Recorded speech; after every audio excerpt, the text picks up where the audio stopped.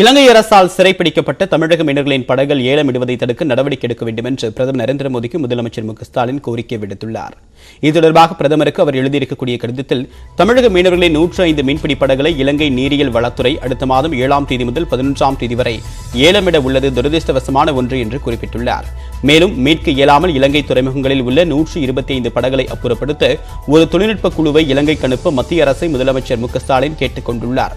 கலந்து ஆலோசிக்காமல் இலங்கை அரசு படகுகளை ஏலமிடுவதாக அறிவிப்பது இந்திய தூதரகம் தமிழக அரசு எடுத்து வரக்கூடிய முயற்சிகளை பாதிப்பதாகவும் முதலமைச்சர் கூறியுள்ளார். தமிழக படகுகள் மீது எந்தவிதமான சட்டப்பூர்வ உரிமையும் இல்லாத நிலையில் இலங்கை அரசின் ஏல விளம்பரம் திரும்ப பெறப்பட வேண்டும் என்றும் சம்பந்தப்பட்ட இந்திய அதிகாரிகள் மூலமாக இலங்கை அரசுக்கு கண்டனத்தை பதிவு செய்ய வேண்டும் என்றும் முதலமைச்சர் கூறியுள்ளார். 2018ஆம் ஆண்டுக்கு பிறகு கைப்பற்றப்பட்ட 75 படகுகளை முன்கூட்டியே விடுவிக்க மத்திய அரசு உடனடியாக தலையிட வேண்டும் என்றும் அவர் கோரிக்கை விடுத்துள்ளார். இதனிடையே தமிழக மீனவர்கள் மீது நடத்தப்படக்கூடிய தாக்குதல்களை தடுக்க கோரி வெளியுறவுத்துறை அமைச்சருக்கு முதலமைச்சர் மேலும் ஒரு கடிதம் எழுதியுள்ளார். இந்த விவகாரத்தில் இலங்கை அரசுக்கு இந்திய அரசு உரிய அழுத்தம் தர வேண்டும் என்றும் முதலமைச்சர் கேட்டுக் கொண்டுள்ளார். எல்லை தாண்டி மீன்பிடித்ததாக கடந்த மாதம் கைது செய்யப்பட்ட தமிழக மீனவர்களில் 55 பேரை இலங்கை நீதிமன்றம் விடுதலை செய்துள்ளது. டிசம்பர் மாதம் ராமேஸ்வரம், மண்டபம் மற்றும் ஜெகதாப்பட்டினத்திலிருந்து மீன்பிடிக்க சென்ற மீனவர்கள் எல்லை தாண்டியதாக இலங்கை அருகே சிறைப்பிடிக்கப்பட்டனர். இலங்கை சிறையில் அடைக்கப்பட்ட மீனவர்களை விடுவிக்க வலியுறுத்தி பல்வேறு தரப்பினர் கோரிக்கை வைத்து வந்த நிலையில் கடந்த 8ஆம் தேதி 13 மீனவர்களை இலங்கை அரசு விடுவித்தது. இந்நிலையில் ஊர்காவல்துறை நீதிமன்றத்தில் ஆஜர்படுத்தப்பட்ட ராமேஸ்வரம் மீனவர்கள் 43 பேரும், புதுக்கோட்டை மீனவர்கள் 12 பேரும் பல்வேறு நிபந்தனைகளோடு விடுதலை செய்யப்பட்டதாக இலங்கை அரசு அறிவித்துள்ளது. ஆனால் தமிழக மீனவர்களுக்கு சொந்தமான 10 விசைப்படகுகளை இலங்கை அரசு அரசுடைமையாக்கியுள்ளதும் குறிப்பிடத்தக்கது. பெரம்பலூர் மாவட்டம் நாரணமங்கலம் கிராமத்தில் துப்பாக்கிச் சுடும் பயிற்சி மையத்திலிருந்து குறித்தவறிய குண்டு ஒரு வீட்டினுள் பாய்ந்த சம்பவம் அதிர்ச்சியை ஏற்படுத்தியுள்ளது. புதுக்கோட்டை மாவட்டம் நாத்தாமலையில் உள்ள துப்பாக்கிச் சுடும் பயிற்சி மையத்திலிருந்து குறித்தவறிய குண்டு அருகில் இருந்த வீட்டில் பாய்ந்ததில் சிறுவன் உயிரிழந்த சம்பவம் தமிழகத்தில் பெரும் அதிர்ச்சியை ஏற்படுத்தியது. இந்நிலையில் பெரம்பலூர் மாவட்டம் நாரணமங்கலம் கிராமத்தில் உள்ள காவல்துறையின் துப்பாக்கிச் சுடும் பயிற்சி மையத்திலிருந்து அருகில் உள்ள ஈச்சங்காடு கிராமத்தில் சுப்பிரமணி என்பவரின் வீட்டில் துப்பாக்கி குண்டு சென்று விழுந்துள்ளது. இது தொடர்பாக பாடலூர் காவல் நிலையத்தில் சுப்பிரமணி புகார் அளித்துள்ளார். தொடர்பாக போலீசார் விசாரணை மேற்கொண்டு வருகின்றனர். புதுக்கோட்டை நாத்தாமலை துப்பாக்கிச் சுடும் பயிற்சி தளம் மூடப்பட்டு விட்டதாகவும் இனி அந்த தளம் பயன்படுத்தப்பட மாட்டாது என்றும் தமிழக அரசு உயர்நீதிமன்ற மதுரை கிளையில் பதிலளித்துள்ளது. அறந்தாங்கியை சேர்ந்த சுரேஷ் உயர்நீதிமன்ற மதுரை கிளையில் பொதுநல வழக்கு தொடுத்திருந்தார். இந்த வழக்கு நீதிபதிகள் புஷ்பா சத்யநாராயணா ஸ்ரீமதி அமர்வில் விசாரணைக்கு வந்தது. அப்போது ஆஜரான தமிழக அரசு தரப்பு நாத்தாமலை துப்பாக்கிச் சுடும் பயிற்சி தளம் டிசம்பர் 30ஆம் தேதியே மூடப்பட்டு விட்டதாக கூறியுள்ளார். இதையடுத்து பொதுநல வழக்கை நீதிபதிகள் முடித்து வைத்து உத்தரவிட்டனர்.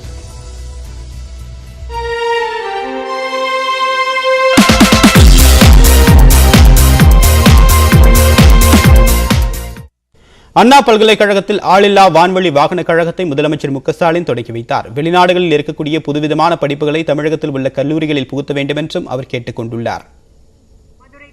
சென்னை கிண்டியில் உள்ள அண்ணா பல்கலைக்கழக வளாகத்தில் உயர்கல்வித்துறை சார்பில் நடைபெற்ற நிகழ்ச்சியில் 10 கோடி ரூபாய் மதிப்பீட்டில் தோற்றுவிக்கப்பட்டுள்ள தமிழ்நாடு ஆளில்லா வான்வழி வாகன கழகத்தினை முதலமைச்சர் மு.க.ஸ்டாலின் தொடங்கி வைத்தார்.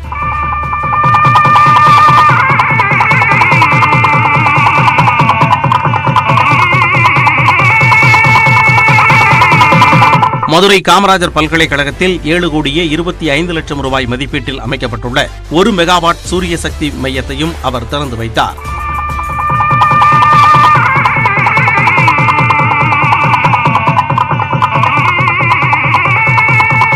இதனைத் தொடர்ந்து அண்ணா பல்கலைக்கழக வளாகத்தில் ஏற்பாடு செய்யப்பட்டிருந்த ஆளில்லா வான்வழி வாகன கண்காட்சியை முதலமைச்சர் பார்வையிட்டார். இந்த கண்காட்சியில் பாதுகாப்பு, வேளாண்மை, மருத்துவம் உள்ளிட்ட பல்வேறு பயன்பாடுகளுக்கும் பேரிடர் மீட்பு பணிகளுக்கும் பயன்படும் ட்ரோன்கள் காட்சிப்படுத்தப்பட்டிருந்தது.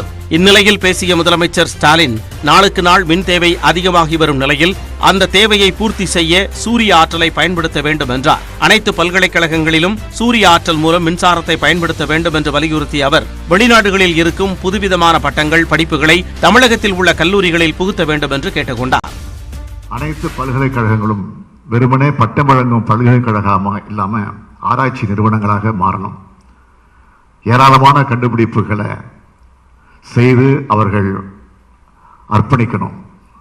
தமிழகத்தில் தான் ஆற்றல் மிக்க இளைஞர் சக்தி அதிகம். இந்தியாவில் இருக்கிற மிக முக்கியமான 100 கல்வி நிறுவனங்கள்ல 30க்கு மேற்பட்டவை தமிழகத்தை சேர்ந்தவைதான் என்பது அண்மை காலத்திலே தரவரிசை முடிவுகள் நமக்கு சொல்லிக் கொண்டிருக்கிறது. அண்ணா பல்கலைக்கழகத்தின் வானூர்தித்துறையால் வடிவமைக்கப்பட்டுள்ள ட்ரோன்கள் வரக்கூடிய காலகட்டங்களில் பல துறைகளில் பயன்பாடுகளுக்கு கொண்டுவரப்பட உள்ள நிலையில் அதற்கு உரிய பயிற்சிகளும் அண்ணா பல்கலைக்கழகத்தின் வானூர்தித்துறை அளிக்க துவங்கியுள்ளது. விஷயம் அவங்களால என்டர் ஆக முடியாத விஷயங்களை பார்க்கறதுக்கு தான் ட்ரோன் கேமராவை யூஸ் பண்ணாங்க. இந்த மாதிரி கண்காணிப்பு நேரத்தில் தான் யூஸ் பண்ணாங்க. அதுக்கப்புறம் நைட்டு கண்காணிப்பு இந்த மாதிரி ஒரு வெரைட்டியாக கொண்டு போனாங்க. சின்ன ட்ரோனில் இருந்து பெரிய ட்ரோன் வரைக்கும் போனாங்க. இப்போ இதெல்லாம் போனதுக்கு அப்புறம் இப்போ ட்ரைனிங் கொடுக்குறாங்க. ஏன்னா ஒருத்தவங்க ஃபுல் ஃப்ளெஜ்டாக ஒர்க் பண்ணி அதில் என்னென்ன டிஃபிகல்ட்டிஸ் இருக்கோ அந்த டிஃபிகல்ட்டிஸை ஐடென்டிஃபை பண்ணிவிட்டு அதுக்கப்புறம் எல்லாருக்கும் ரீச் ஆகுற மாதிரி ட்ரைனிங் கொடுக்க ஸ்டார்ட் பண்ணியிருக்காங்க. அக்ரிகல்ச்சரில் இந்த ட்ரோன் டெக்னாலஜி வந்ததுன்னா கண்டிப்பாக பெரிய அளவில் வெற்றியை கொடுக்கும். இந்த ட்ரோன் பார்த்தீங்கன்னா சில வினாடிகளே ஏக்கரை கவர் பண்ணிட்டுறது மட்டும் இல்லாமல் மருந்தையும் சிக்கனமாக யூஸ் பண்ணி மகசூலும் பெரிய அளவில் பார்த்தீங்கன்னா நம்மளுக்கு உற்பத்தி பண்ணி கொடுக்கும். சிறு குறு வணிகம் பண்ணுறவங்க எல்லாருக்குமே இந்த வேலைவாய்ப்பு உருவாக்கும். ஒரு சின்ன ஒரு லேத் மிஷின் வச்சுருக்கவங்க கூட இந்த இன்ஜின் ப்ராடக்டை அவங்க டெவலப் பண்ணும்போது கண்டிப்பாக அவங்களுக்கு அதுக்கான மெக்கானிக் உருவாகுவாங்க. உள்நாட்டு தொழில்நுட்பத்தில் தயாரிக்கப்படுவதால் இதன் பயன்பாடு பரவலாக எதிர்காலத்தில் அதிகரிக்கும் என்று அண்ணா பல்கலைக்கழக ட்ரோன் வடிவமைப்பு துறை சார்ந்த வல்லுநர்கள் நம்பிக்கை தெரிவிக்கின்றனர்.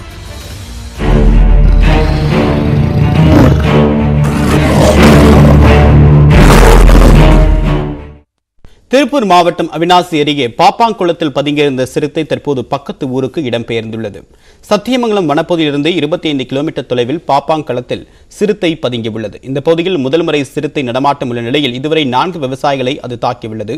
வனத்துறை ஊழியரையும் திங்கட்கிழமை சிறுத்தை தாக்கியது. ஆனால் தற்போது அடர்ந்த சோளக்காட்டிற்குள் சிறுத்தை பதுங்கியதால் அதனை பிடிக்கக்கூடிய பணி 2வது நாளாக செவ்வாய்க்கிழமை நீடித்தது. அதற்காக கிரேன் வரவழைக்கப்பட்டு அதன் மீதிருந்து துப்பாக்கியால் மயக்க ஊசி செலுத்தி பிடிக்க வனத்துறை முயன்றனர். ஆனால் சிறுத்தை தென்படவில்லை. அதனால் ஜீப்பில் பயணித்தபடியும் கவச உடை அணிந்தும் சோளக்காட்டிற்குள் இறங்கி சிறுத்தையை தேடினர். இந்நிலையில் பக்கத்து ஊரான பஞ்சலிங்கம் பாளையத்தில் உள்ள தனியார் தோட்டத்தில் சிறுத்தை நடமாட்டம் உள்ளதாக கிடைத்த தகவலின் அடிப்படையில் வனத்துறையினர் அங்கே விரைந்துள்ளனர்.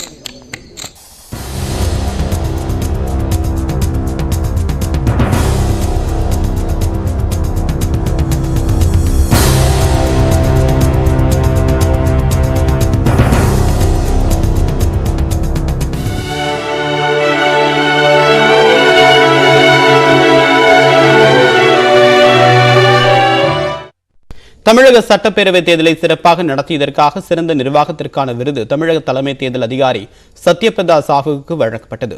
கொரோனா பாதுகாப்பு வழிமுறைகளை கடைபிடித்து பஞ்சாப் உள்ளிட்ட 5 மாநில சட்டப்பேரவை தேர்தலை நடத்த தயாராக இருப்பதாக தலைமை தேர்தல் ஆணையர் சுஷில் சந்திரா தெரிவித்துள்ளார். 12வது தேசிய வாக்காளர் தினத்தை ஒட்டி சிறப்பாக பணியாற்றிய தேர்தல் அதிகாரிகளுக்கு டெல்லியில் தலைமை தேர்தல் ஆணையம் சார்பில் விருது வழங்கும் விழா நடைபெற்றது. இதில் மத்திய சட்ட அமைச்சர் கிரண் ரிஜிஜு, தலைமை தேர்தல் ஆணையர் சுஷில் சந்திரா, தமிழகம் உள்ளிட்ட அனைத்து மாநில தேர்தல் அதிகாரிகள் பங்கேற்றனர். இந்நிகழ்ச்சியில் கொரோனா பரவல் காலத்திலும் தமிழக சட்டப்பேரவை தேர்தலை நவீன தொழில்நுட்ப வசதிகளுடன் மிகச் சிறப்பாக நடத்தியதற்காக சிறந்த நிர்வாகத்திற்கான விருது தலைமை தேர்தல் அதிகாரி சத்யபிரதா சாஹூவுக்கு வழங்கப்பட்டது. அவருக்கு மத்திய சட்ட அமைச்சர் கிரண் ரிஜிஜு விருது வழங்கி பாராட்டு தெரிவித்தார். तमिलनाडु राज्य में विधानसभा निर्वाचन को आईटी पहल, सुरक्षा प्रबंधन और अन्य संबंध पहलुओं पर विशेष ध्यान देकर संचालित किया, जिसके परिणाम स्वरूप निर्वाचनों का स्वतंत्र और निष्पक्ष तरीके से संचालन हो पाया.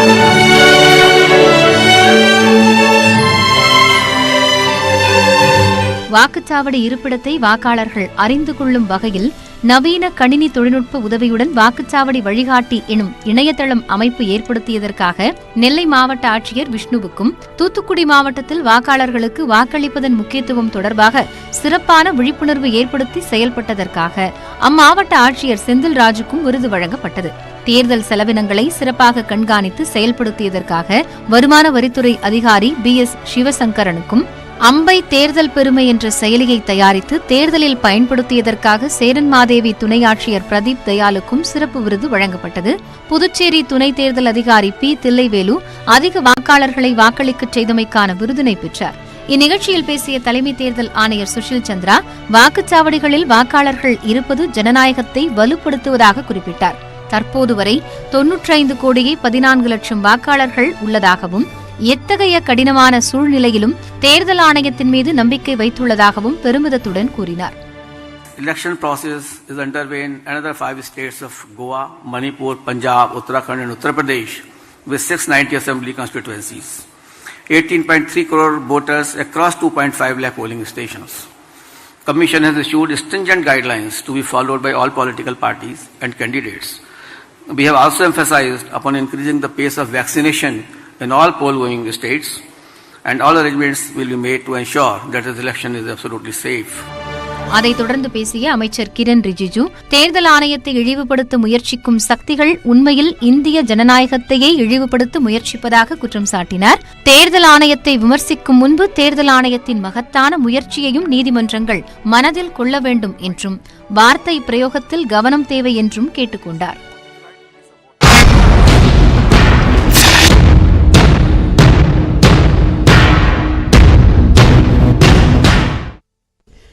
தமிழகம் முழுவதும் 20,453 நகர்ப்புற வாழ்விட மேம்பாட்டு வாரிய குடியிருப்புகளை இடிக்க நிபுணர் குழு பரிந்துரைத்துள்ளது.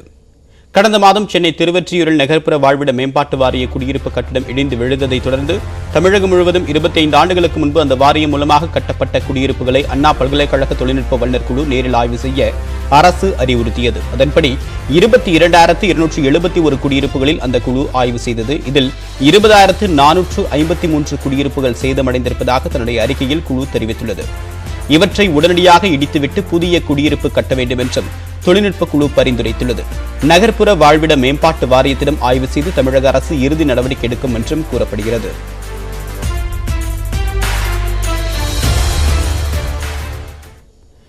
சென்னை புறநகர் பகுதிகளில் 48 வழக்குகளில் போலீசாரால் தேடப்பட்டு வந்த ரவுடி படப்பை குணா திடீரென்று சைதாப்பேட்டை நீதிமன்றத்தில் சரணடைந்துள்ளார்.